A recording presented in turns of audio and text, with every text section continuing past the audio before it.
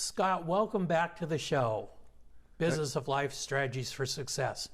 It's great to have you back, and today we're filming at your home. Well, it's great to be back, and I noticed things looked a little bit different than the studio last time, but... Well, a different studio, and we look a little different too, right? A little wiser. Yeah, a little I like that. More mature and more wiser after, what, 7 years? Yeah. Can you believe it's been 7 years since we filmed that show? Yeah, it's crazy. Oh my gosh.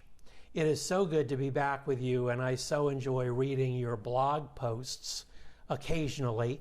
Not quite as often as what you used to do. Yeah, I've been slipping a little. I need to get on that. Yeah. Get with the program. But on the last blog post, you celebrated a birthday, July 3rd. You're not looking 13, like what you said that was your 13th birthday. Yeah, you look a little older than 13. Right. Well, actually, March 3rd is my birthday, but July 3rd, as I had mentioned in our last show, and that was the date of my injury when I broke my neck and became paralyzed. And technically, I did die on that day, and a couple days after that as well, with all the ups and downs that the injury ravaged my body. But that day has so much more meaning for me when I go through life now, and when every year passes, if I need a marker, I look to July 3rd, because everything for me changed on that day. At the time, I thought everything changed for the worse. But as I've come to find out over the past 13 years, things have changed for the better in some ways. There are some things that are still challenging and difficult, but I really find that taking the time to reflect every July 3rd, celebrating my life, proud of where I'm at, proud of where I've come, proud to be alive and to be here, has so much more meaning for me. So I kind of call it my real birthday, so to speak, and just celebrated 13 years this past July 3rd. That's amazing. And you have so much to be proud of, as you say. Oh my gosh, when we did the show 7 years ago, so that was a little around the halfway point. Yep. You had accomplished a lot. You have talked about writing a book. You had started a nonprofit. You have been through a number of surgeries to get yourself where you were at that point, at the 6-year point, I guess. And just so much of it that you were proud of then, you're proud of now. And we'll talk in a little bit about the things you've accomplished since our last show. But a lot of it, you said, was due to attitude. Yes. And do you think that still holds true? More now than it did 7 years ago, and I've firsthand come to experience that and realize that.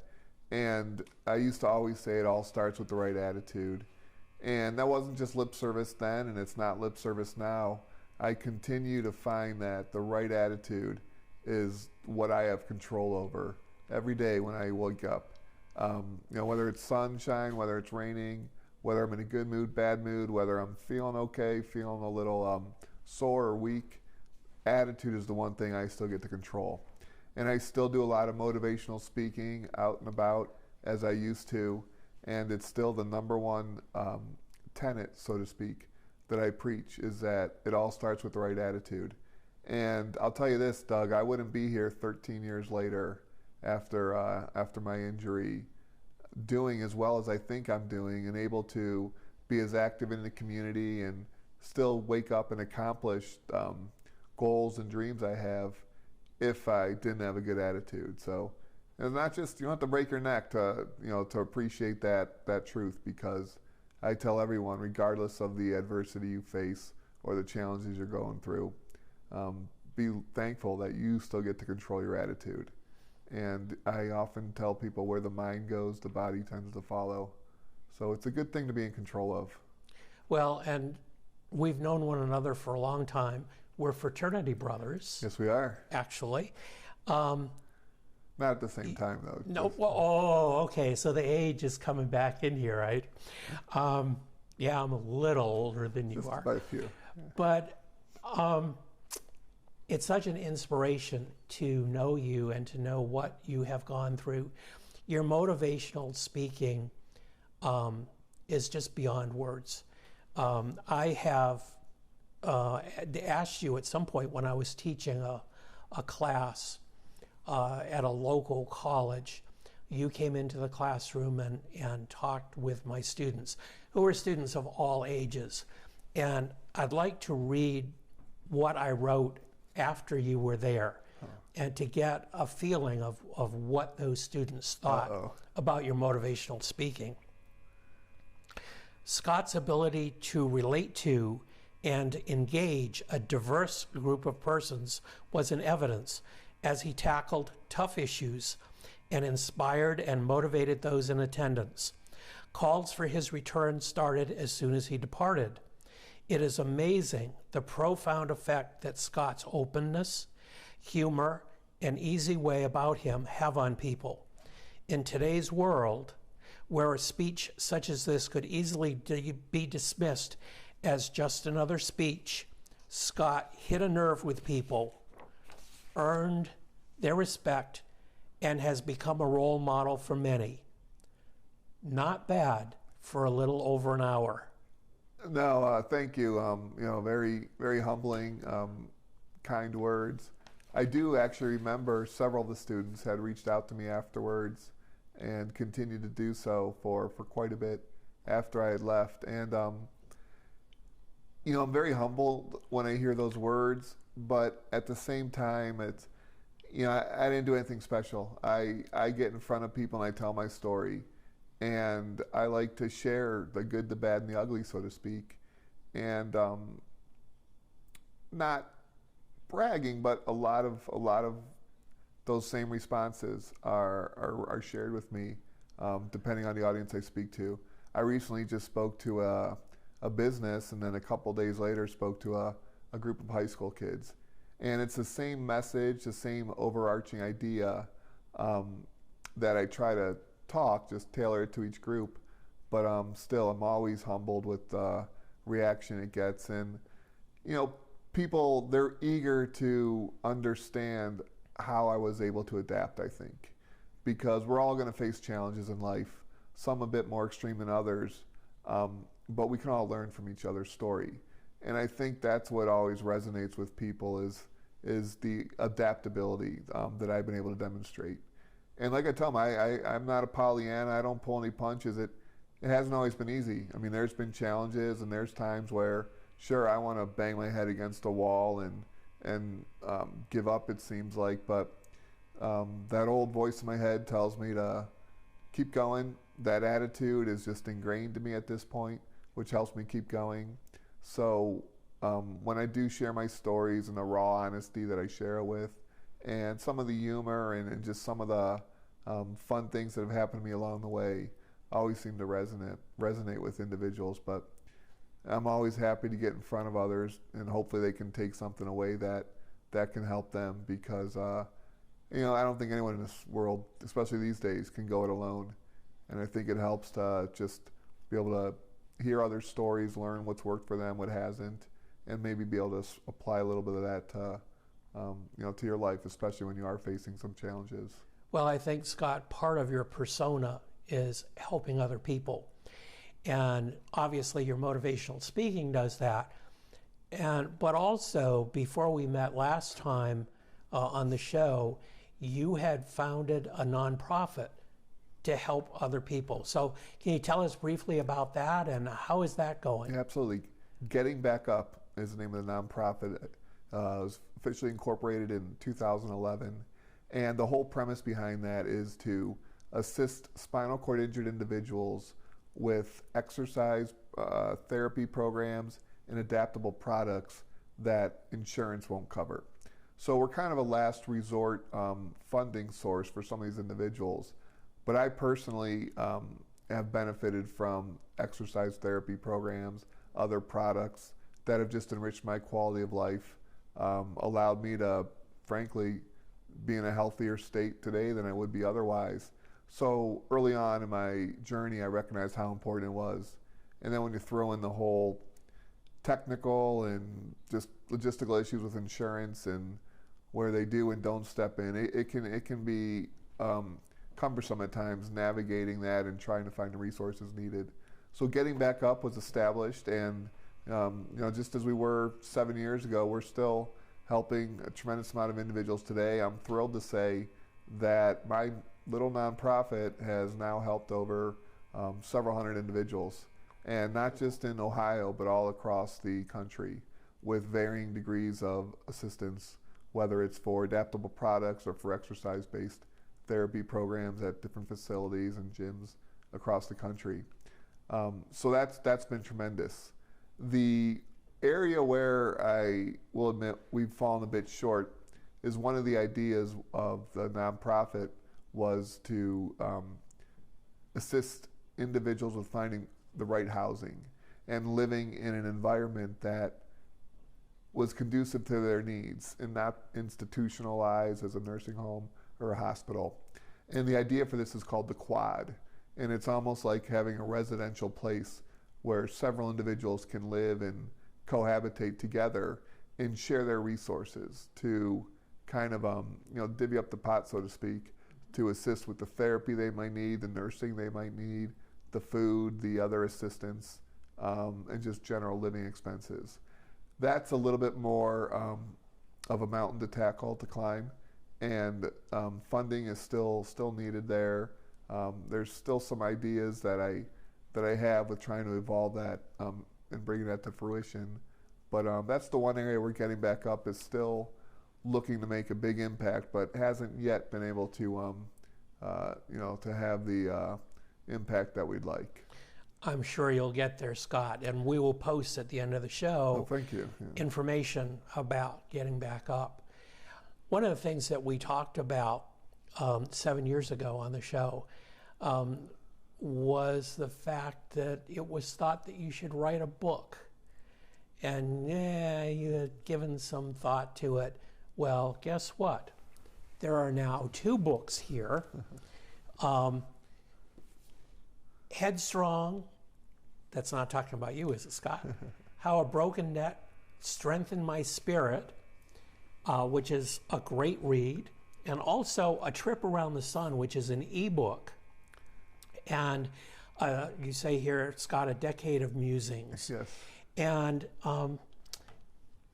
if you go onto Scott's website, A Trip Around the Sun, you can get a free copy, right? Yep. All they need to do is scottwfedor.com, sign up, subscribe to my website, and there'll be a link sent to you. Just verify you're who you are, and a free ebook will show up in your inbox.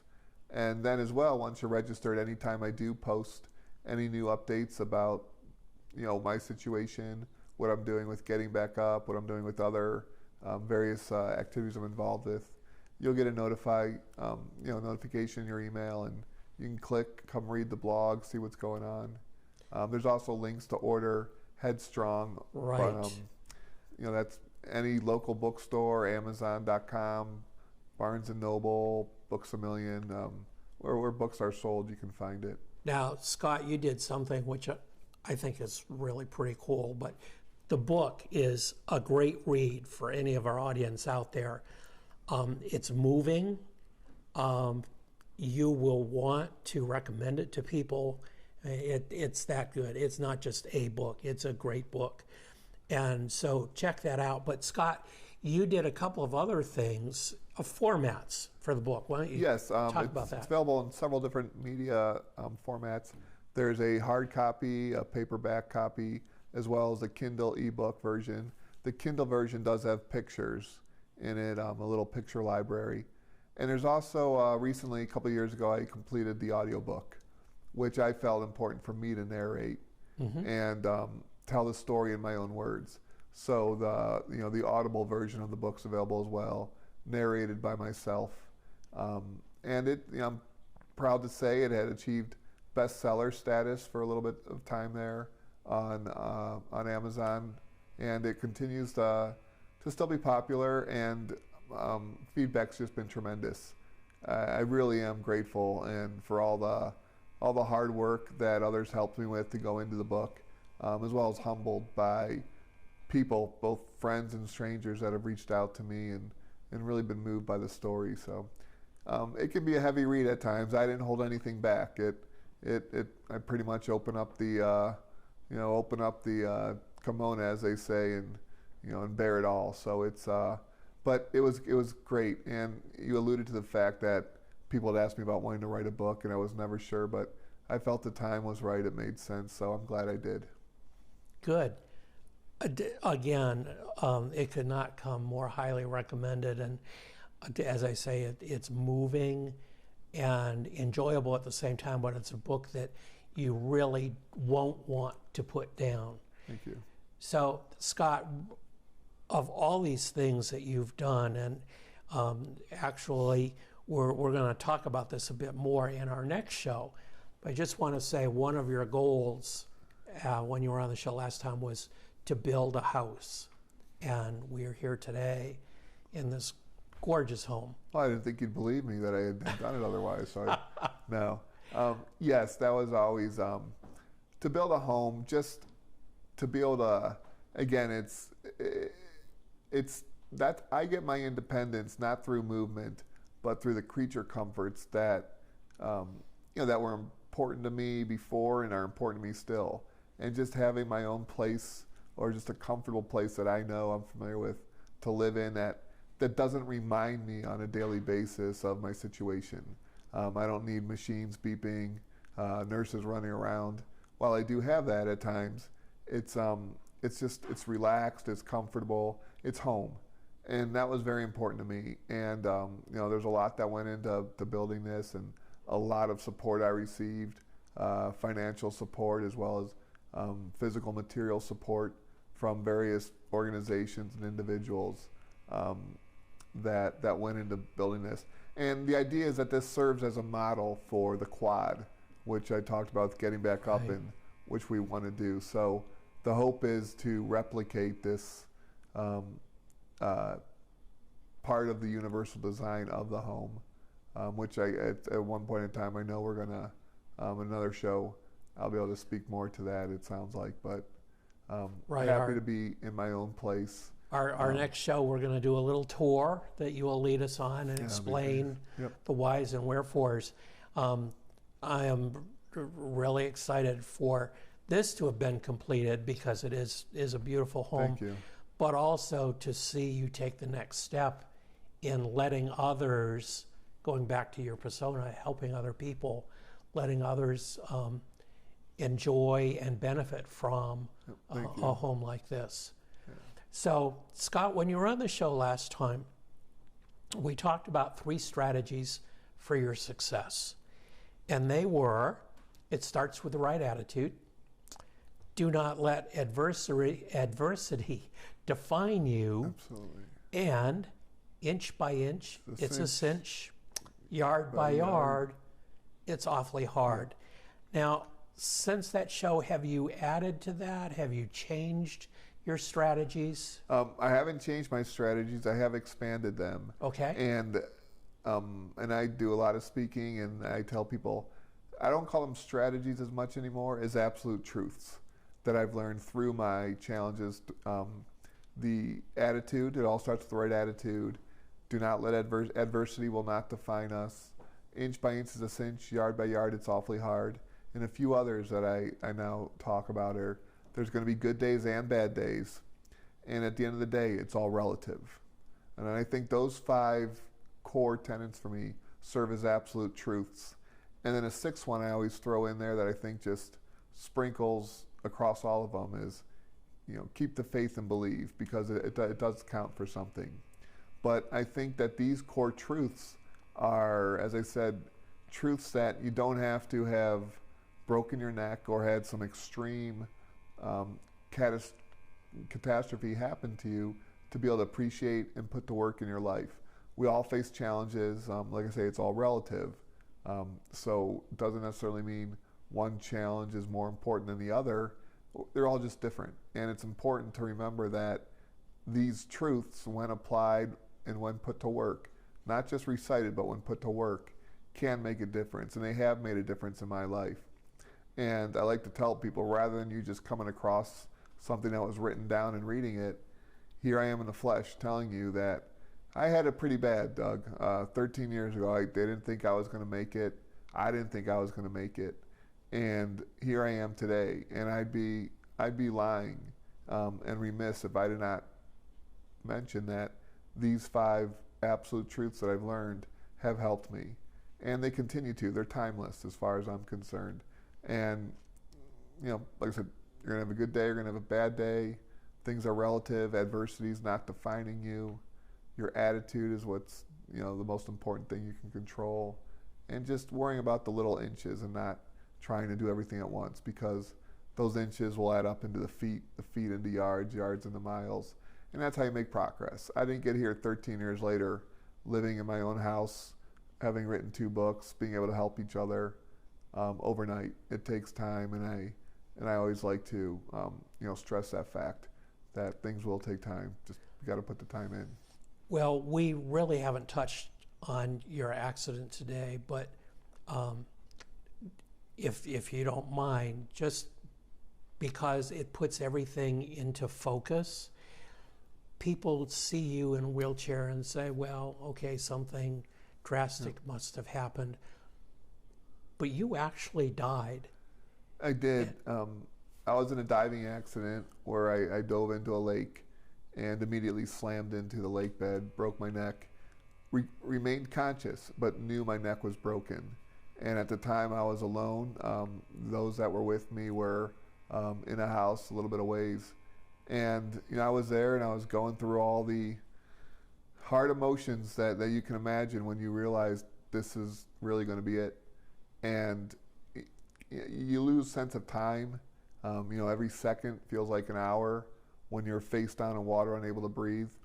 But I eventually did drown, and obviously was found and resuscitated, but it was a long process. It was, from what I gathered, it was 45 minutes before the EMTs finally got to me from the time I had been pulled out of the water, or that 911 call had been made.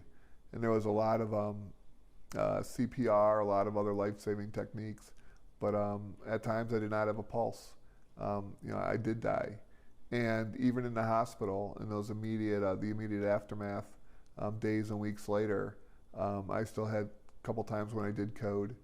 And fortunately, each time wasn't the last. But that's why that July 3rd really is my birthday. I feel, I was brought back into the world again. But yeah, I always tell people, especially around that time, July 4th, just if you want to remember anything that I'm going to tell you, of all my little truths and everything else, just jump feet first. Because I was in an area that I knew well. And I had dove and swam in that area before, but, things didn't go to plan that day. And that's life. And we have to adapt, and we have to roll with the punches and what life gives us. But you can control how you enter the water as well. So feet first isn't a bad absolute truth. Maybe I'll have 7 truths now. Right, and number for sure. 7 will be feet first. For sure. But it was challenging to get here, but you learn so much along the way, from the good and the bad.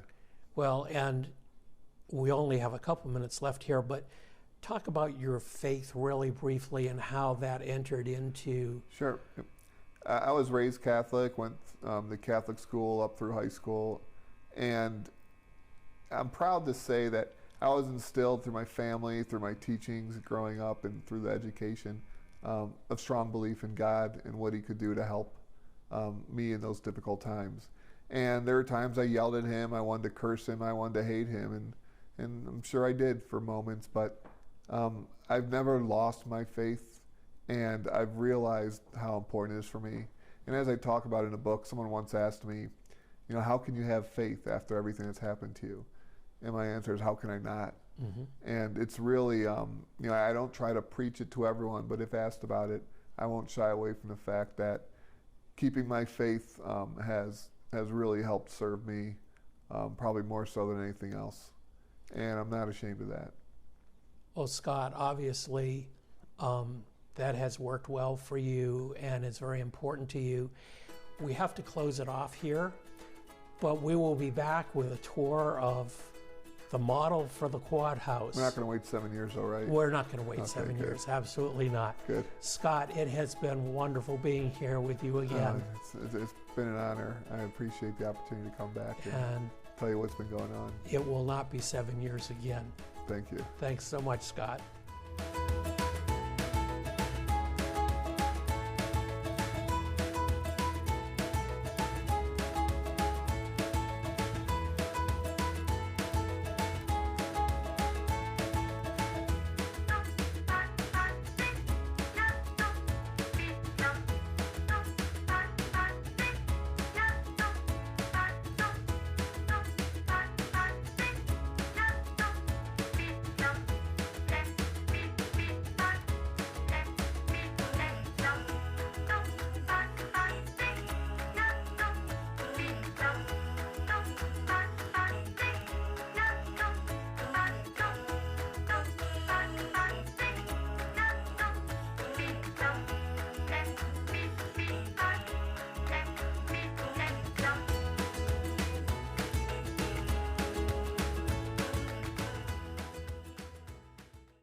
So I saw this online, really kind of provoked my interest.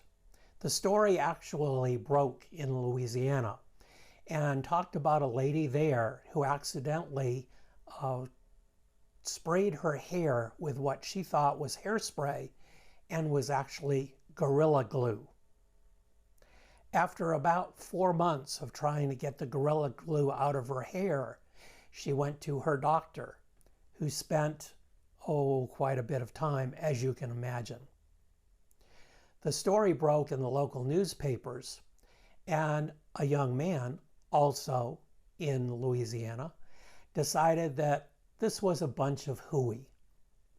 So he decided to tape or to glue a plastic cup to his lip. He did that, and guess what? Was not able to remove the plastic cup from his lip.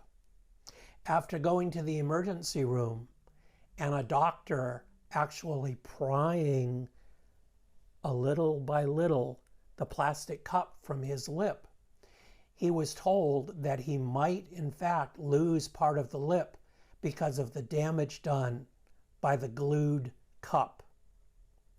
So, an example of stupid people syndrome, if you look at the label to Gorilla Glue, it says, "Do not put this on your skin." Really, folks?